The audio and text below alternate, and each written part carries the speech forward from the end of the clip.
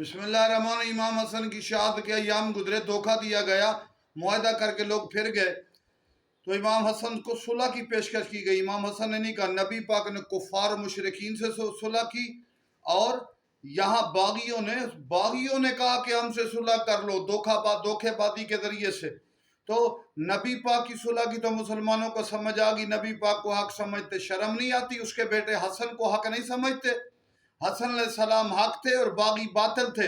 امام حسن علیہ السلام کی صلح کے حوالے سے احساس کرو، امام نے دین کا احساس کیا، یہ نہیں کہ دوسرے کو قبول کر لیا تھا۔